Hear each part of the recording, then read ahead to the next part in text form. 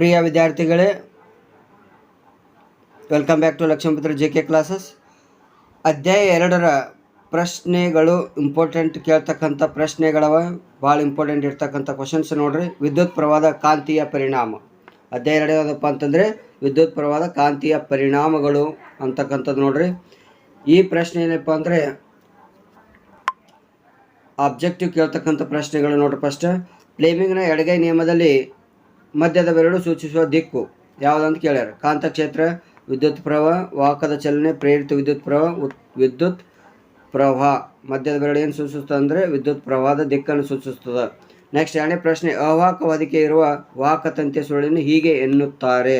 ಏನಂತ ಕರಿತೀವಿ ಅಂತಂದರೆ ಕಾಯಿಲ್ ಅಂತೀವಿ, ಸೊಲನಾಯ್ಡ್ ಅಂತೀವಿ, ಕಮ್ಯುಟೇಟರ್ ಹತ್ತಿರ ಡೈನಮೋ ಅಂತೀವಿ, ಸೊಲನಾಯ್ಡ್ ಅಂತ ಕರಿತೀವಿ. ಅವಾಹಕ ಹೊದಿಕೆ ಇರುವ ವಾಹಕ ತಂತಿಗೆ ಏನಿರ್ತದೆ, ಸುರುಳಿ ಸುತ್ತಿದೆವು ಅಂತಂದರೆ ತಂತಿ ಯಾವುದೇ ಸುತ್ತಿರೋ ಅದಕ್ಕೆ ಏನಾಗಿರ್ತದೆ ಅಂದರೆ ಇದು ಸೊಲನಾಯ್ಡ್ ಅಂತ ಕರಿಬೇಕು. ಥರ್ಡ್ ನೋಡ್ರಿ, 3ನೇದು, ವಿದ್ಯುತ್ ಪ್ರವಾಹ ಇರುವ ಉದ್ದವಾದ ನೇರ ಸೊಲನಾಯ್ಡ್ ಒಳಭಾಗದಲ್ಲಿನ ಕಾಂತಕ್ಷೇತ್ರ ಕೇಳ್ಯಾರ. ವಿದ್ಯುತ್ ಪ್ರವಾಹ ಇರುವ ಉದ್ದವಾದ ನೇರ ಸೊಲನಾಯ್ಡ್ನ ಒಳಭಾಗದಲ್ಲಿನ ಕಾಂತಕ್ಷೇತ್ರ ಕೇಳಿ ಎಲ್ಲ ಬಿಂದುಗಳಲ್ಲಿ ಸಮನಾಗಿರುತ್ತದೆ, 0 ಆಗಿರುತ್ತದೆ. ಅದರ ತುದಿಗೆ ಚಲಿಸಿದಂತೆಲ್ಲ ಕಡಿಮೆ ಆಗುತ್ತದೆ, ಅದರ ತುದಿಗೆ ಚಲಿಸಿದಂತೆಲ್ಲ ಹೆಚ್ಚಾಗುತ್ತದೆ. ಎಲ್ಲ ಬಿಂದುಗಳಲ್ಲಿ ಸಮನಾಗಿರುತ್ತದೆ. ಏನಾಗಿರ್ತದೆ ಹೇಳ್ರಿ, ವಿದ್ಯುತ್ ಪ್ರವಾಹ ಉದ್ದವಾದ ನೇರ ಸೊಲನಾಯ್ಡ್ ಒಳಭಾಗದಲ್ಲಿನ ಕಾಂತಕ್ಷೇತ್ರ, ಹೌದಾ, ಅದೇನಾಗಿರ್ತದಪ್ಪ ಅಂದರೆ ಎಲ್ಲ ಬಿಂದುಗಳಲ್ಲಿ ಸಮನಾಗಿರ್ತದೆ. ಎಲ್ಲಿ ಹೆಚ್ಚಾಗಿ ಕಡಿಮೆ ಇರೋದಿಲ್ಲ, ಎಲ್ಲ ಕಡೆ ಸೇಮ್ ಆಗಿರ್ತದೆ, ಹೌದಾ. ಈಗ ನೆಕ್ಸ್ಟ್ ನೋಡ್ರಿ, ಸೊಲನಾಯ್ಡ್ ಒಂದರ ಒಳಭಾಗದಲ್ಲಿ ಕಾಂತೀಯ ಬಲರೇಖೆಗಳು ಸಮಾಂತರ ಸರಳ ರೇಖೆಗಳಂತೆ ಇರುತ್ತವೆ. ಕಾರಣ ಸೊಲನಾಯ್ಡಿನ ಒಳಭಾಗದಲ್ಲಿ ಕಾಂತಕ್ಷೇತ್ರವು ಕೇಳ್ಯಾರ ಅತ್ಯಂತ ಹೆಚ್ಚು ಇರ್ತದೆ, ಏಕರೂಪದಲ್ಲಿರುತ್ತದೆ. ನೆಕ್ಸ್ಟ್ 0 ಆಗಿರುತ್ತದೆ, ವಿದ್ಯುತ್ ಪ್ರವಾಹದಿಂದ ಕೂಡಿರುತ್ತದೆ. ಏನಾಗಿರ್ತಪ್ಪ ಅಂತಂದರೆ ಏಕರೂಪದಲ್ಲಿ ಇರುತ್ತದೆ, ಒಂದೇ ಥರ ಆಗಿರ್ತದೆ, ಹೌದಾ. ನೆಕ್ಸ್ಟ್ 5ನೇದು ನೋಡ್ರಿ, ಬಲಗೈ ಹೆಬ್ಬೆರಳು ನಿಯಮದಲ್ಲಿ ಹೆಬ್ಬೆರಳು ವಿದ್ಯುತ್ ಪ್ರವಾಹದ ನೇರ ಸೂಚಿಸಿದರೆ ಉಳಿದೆಲ್ಲ ಬೆರಳುಗಳು ಏನೇನು ಸೂಚಿಸ್ತಾವಂತ ಅರ್ಥ. ಬಲಗೈ ಹೆಬ್ಬೆರಳು ನಿಯಮದಲ್ಲಿ ಹೆಬ್ಬೆರಳು ವಿದ್ಯುತ್ ಪ್ರವಾಹದ ನೇರ ಸೂಚಿಸಿದ್ರೆ ಉಳಿದೆಲ್ಲ ಬೆರಳುಗಳು ಏನೇನು ಸೂಚಿಸ್ತಾವಪ್ಪ ಅಂತಂದರೆ ಕಾಂತಕ್ಷೇತ್ರದ ದಿಕ್ಕು, ಹೌದಾ. ಇಲ್ಲಿ 4ನೇದಾಗ ಯಾವುದಪ್ಪ ಅಂದರೆ ಕಾಂತಕ್ಷೇತ್ರದ ದಿಕ್ಕು ಎಂಬುದು ಆನ್ಸರ್ ಕರೆಕ್ಟ್ ಅದ ನೋಡ್ರಿ, ಓಕೆನಾ. ನೆಕ್ಸ್ಟ್ 1 ಅಂಕದ ಪ್ರಶ್ನೆಗಳು ನೋಡ್ರಿ. 1 ಅಂಕದ ಪ್ರಶ್ನೆಯಲ್ಲಿ ಕೇಳ್ತಕ್ಕಂಥ ಪ್ರಶ್ನೆಗಳು ಯಾವಪ್ಪ ಅಂದರೆ ಇಂಪಾರ್ಟೆಂಟ್ ಇರ್ತಕ್ಕಂಥವು. ಕಾಂತೀಯ ಬಲರೇಖೆಗಳು ಒಂದನ್ನೊಂದು ಛೇದಿಸುವುದಿಲ್ಲ ಏಕೆ? ಛೇದಿಸುವ ಬಿಂದುವಿನಲ್ಲಿ ದಿಕ್ಸೂಚಿಯ ಸೂಜಿಯು 2 ದಿಕ್ಕುಗಳತ್ತ ನಿರ್ದೇಶಿಸಬೇಕು, ಆದರೆ ಇದು ಅಸಾಧ್ಯ. ಹಾಗಾಗಿ ಕಾಂತೀಯ ಬಲರೇಖೆಗಳು ಒಂದನ್ನೊಂದು ಛೇದಿಸುವುದಿಲ್ಲ, ಹೌದಾ. 2 ದಿಕ್ಕುಗಳತ್ತ ಏನಪ್ಪ ನಿರ್ದೇಶಿಸಬೇಕಾಗ್ತದೆ, ಆದರೆ ಇದು ಅಸಾಧ್ಯ. ಹಾಗಾಗಿ ಹಂಗೆ ಆಗಬೇಕಾದ್ರೆ ಸಾಧ್ಯನೇ ಇಲ್ಲ, ಅದು ಅಸಾಧ್ಯ ಅದು. ಹಾಗಾಗಿ ಅವು ಕಾಂತೀಯ ಬಲರೇಖೆಗಳು ಒಂದನ್ನೊಂದು ಛೇದಿಸುವುದಿಲ್ಲ. ಓವರ್ಲೋಡ್ ಎಂದರೇನು? ಓವರ್ಲೋಡ್ ಅಂದರೆ ಎದಕ್ಕೆ ಕರಿತೀವಿ ಅಂತಂದರೆ ವಾಹಕದ ಸಾಮರ್ಥ್ಯ ಮೀರಿ ವಿದ್ಯುತ್ ಪ್ರವಾಹಕ್ಕೆ ಅನೇಕ ಸಾಧನಗಳನ್ನು ಸಂಪರ್ಕಿಸುವುದನ್ನು ಓವರ್ಲೋಡ್ ಎನ್ನುತ್ತಾರೆ. ಪ್ರಶ್ನೆ 3, ಗೃಹ ಬಳಕೆ ವಿದ್ಯುತ್ ಮಂಡಲದಲ್ಲಿ ಓವರ್ಲೋಡ್ ತಪ್ಪಿಸಲು ಯಾವುದಾದರೂ 2 ಕ್ರಮಗಳನ್ನು ತಿಳಿಸಿರಿ. ಹಲವು ಉಪಕರಣಗಳನ್ನು ಒಂದೇ ಸಂಪರ್ಕಕ್ಕೆ ಸಾಕೆಟ್ ಜೋಡಿಸಬಾರದು, ಹೌದಾ. ಹಲವು ಉಪಕರಣ ಒಂದೇ ಸಂಪರ್ಕಕ್ಕೆ ಜೋಡಿಸಬಾರ್ದು. 2ನೇದು ಏನಪ್ಪ ಅಂದರೆ ಸಜೀವ ಮತ್ತು ತಟಸ್ಥ ತಂತಿಗಳು ನೇರ ಸಂಪರ್ಕಕ್ಕೆ ಬರದಂತೆ ನೋಡಿಕೊಳ್ಳಬೇಕು. ನೆಕ್ಸ್ಟ್ 3ನೇದು ನೋಡ್ರಿ, ಒಂದು ವಿದ್ಯುತ್ ಮಂಡಲದಲ್ಲಿ ಓವರ್ಲೋಡ್ ಆಗಲು ಕಾರಣವೇನು ಅಂತ. ನೆಕ್ಸ್ಟ್ ಪ್ರಶ್ನೆ ನೋಡ್ರಿ, ಒಂದು ವಿದ್ಯುತ್ ಮಂಡಲದಲ್ಲಿ ಓವರ್ಲೋಡ್ ಆಗಬೇಕಾಯಿತು ಅಂತಂದ್ರೆ ಯಾಕೆ ಆಗ್ತದೆ, ಕಾರಣ ಏನು? ಆನ್ಸರ್ ನೋಡ್ರಿ, ಸರಬರಾಜಾಗುವ ವೋಲ್ಟೇಜ್ನಲ್ಲಿ ಆಕಸ್ಮಿಕ ಹೆಚ್ಚಳ, ಹಲವು ಉಪಕರಣಗಳನ್ನು ಒಂದೇ ಸಂಪರ್ಕಕ್ಕೆ ಜೋಡಿಸುವುದು, ಹಾಗೂ ಸಜೀವ ಮತ್ತು ತಟಸ್ಥ ತಂತಿಗಳು ನೇರ ಸಂಪರ್ಕಕ್ಕೆ ಬರುವುದರಿಂದ ಏನಾಗ್ತಂದ್ರೆ ಓವರ್ಲೋಡ್ ಆಗ್ತದ ಅಂತ ಕಾರಣ ಬರಿಬೇಕು. ನೆಕ್ಸ್ಟ್ ಪ್ರಶ್ನೆ ನೋಡ್ರಿ, ಗೃಹ ಬಳಕೆಯ ವಿದ್ಯುತ್ ಉಪಕರಣಗಳನ್ನು ಹೇಗೆ ಜೋಡಿಸಬೇಕು? ಗೃಹ ಬಳಕೆಯ ವಿದ್ಯುತ್ ಉಪಕರಣಗಳನ್ನು ಸಮಾಂತರವಾಗಿ ಜೋಡಿಸಬೇಕು, ಇದರಿಂದ ವಿದ್ಯುತ್ ಉಳಿತಾಯವಾಗುತ್ತದೆ. ಗೃಹ ಬಳಕೆ ವಿದ್ಯುತ್ ಉಪಕರಣ ಏನು ಮಾಡಬೇಕಂದ್ರೆ ಸಮಾಂತರವಾಗಿ ಜೋಡಿಸಬೇಕು, ಇದರಿಂದ ವಿದ್ಯುತ್ ಉಳಿತಾಯ ಮಾಡಬಹುದು.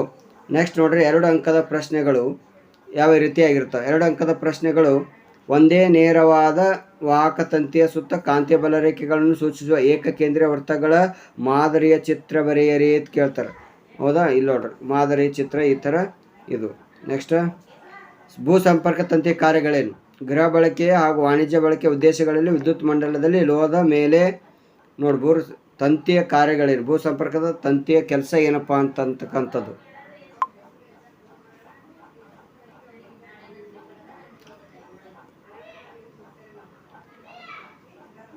ಭೂಸಂಪರ್ಕ ತಂತಿ ಕಾರ್ಯಗಳು ಏನೇನಪ್ಪ ಅಂತಂದರೆ ಅದು ನೋಡ್ರಿ ಕಂಟಿನ್ಯೂ ಅದ ಮುಂದಿಂದು. ಹೊಂದಿರುವ ವಿದ್ಯುತ್ ಉಪಕರಣಗಳ ಸುರಕ್ಷತೆಗಾಗಿ ಭೂ ಸಂಪರ್ಕ ತಂತಿಯನ್ನು ಬಳಸಲಾಗುತ್ತದೆ.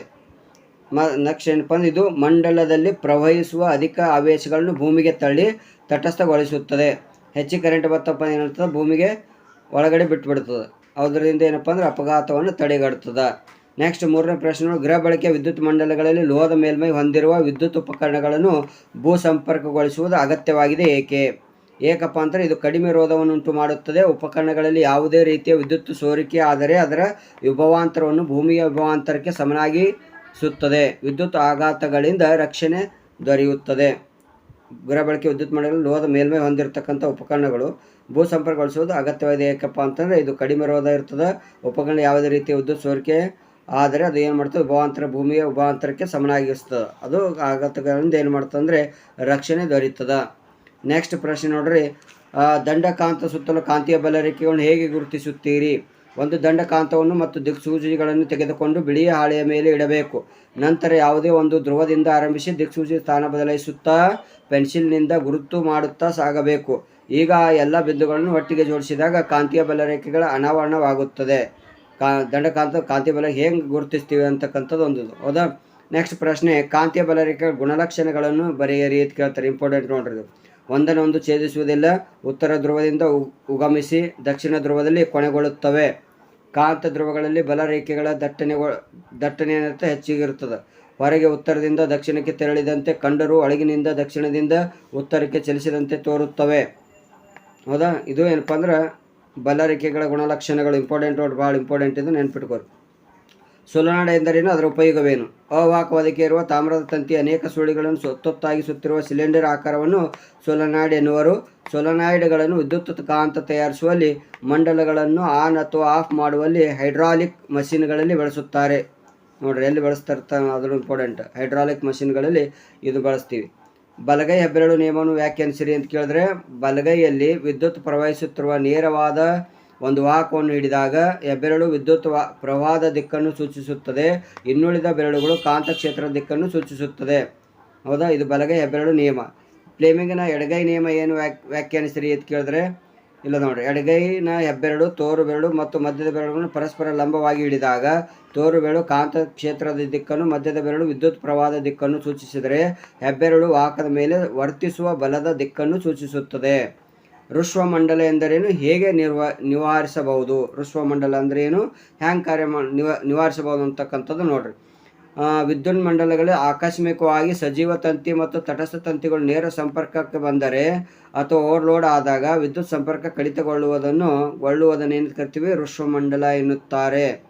ಅದನ್ನು ಫ್ಯೂಸ್ ಅಳವಡಿಸುವುದರ ಮೂಲಕ ಮತ್ತು ಓವರ್ಲೋಡ್ ಆಗದಂತೆ ಮುನ್ನೆಚ್ಚರಿಕೆ ಕ್ರಮ ತೆಗೆದುಕೊಳ್ಳುವುದರ ಮೂಲಕ ತಡೆಗಟ್ಟಬಹುದು. ಇದು ಏನಪ್ಪ ಅಂತಂದರೆ 2ನೇ ಅಧ್ಯಾಯದಲ್ಲಿ ಇರ್ತಕ್ಕಂಥ ಇಂಪಾರ್ಟೆಂಟ್ ಕ್ವಶನ್ಸ್ಗಳಿವು. ಹೌದಾ. ಮುಂದಿನ ವಿಡಿಯೋದಲ್ಲಿ 3ನೇ ಅಧ್ಯಾಯದಲ್ಲಿ ಹೌದಾ ಇನ್ನೂ ಇಂಪಾರ್ಟೆಂಟ್ ಇರ್ತಕ್ಕಂಥದ್ದು ಯಾವುದು ಅದಾವ ಅಂತಕ್ಕಂಥದ್ದು ಮುಂದಿನ ವಿಡಿಯೋದಲ್ಲಿ ನೋಡೋಣ.